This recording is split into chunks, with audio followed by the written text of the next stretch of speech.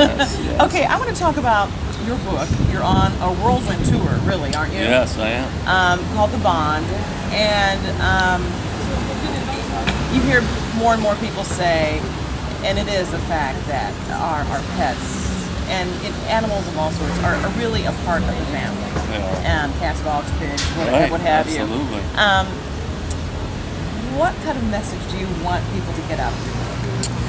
Well, number one, I think I want people to understand that we have responsibilities to animals. I mean, animals return and give so much to us. I mean, there truly is a bond built into all of us that kind of gives us a head start in doing the right thing for a fellow creature.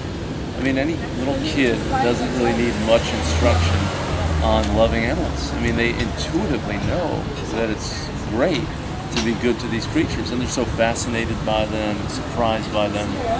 But sometimes, as we get older, we can do the wrong thing. And in this very same culture where we have so much good for animals, so much pet keeping, wildlife watching, we also have so much cruelty, not just the puppy mills, but dog fighting and factory farming and seal killing. And I think we've got to really live up to our humanity. I mean, we're a very exceptional species. We have this incredible mind, we have so much creativity.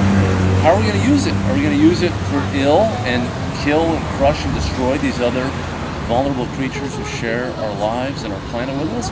We're going to use our power for the good, to protect and to safeguard. And that's my message in The Bond. I just lost one of my cats. Very sad, yeah. So I've got one 16-year-old cat now, and when things settle down for me a little bit, which I'm not sure when, then I'm going to get some senior dogs, because, you know, I think the senior dogs are the best ones to get, and they need the help. And we'll see if the cats and the dogs can get along. I'm sure they will. On the topic of senior pets, since my website is all about celebrating our senior pets, cats and dogs, anyone who has had a pet has experienced having a senior pet. What do your pets mean to you? And now you have a cat, but what pets that you've had in the past? They're a reminder to me that life is all so precious. They're a constant source of pleasure, and they just make you laugh and they make you smile.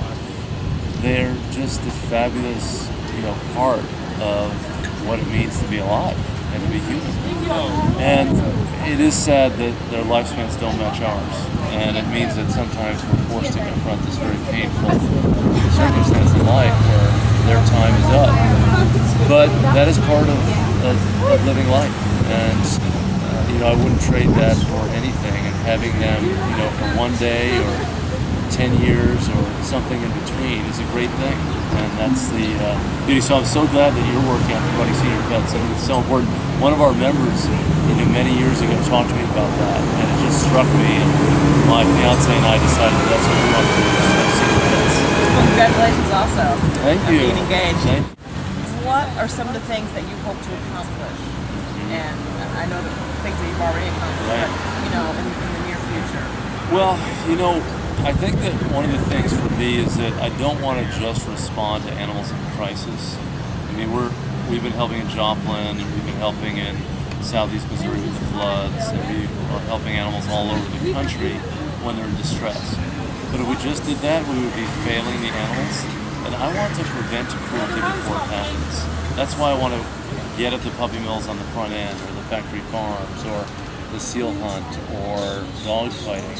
I mean, all of these crisis situations for animals can be prevented if we have the right policies, if we have the right mindset, if we have the right corporate behavior, with our companies that are operating. So I think that, my greatest hope is to be a big, powerful voice for the animals, and all animals.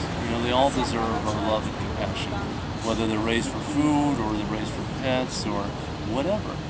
I think that they all have the same spark of life, they all have the same heartbeat, they all breathe the same air. And as I said, I think it's really a test of our moral character, how we treat them. And if we're cruel and callous, that says so much about us, that we're willing to take moral shortcuts just for whatever reason. And I think that our power really requires some level of responsibility.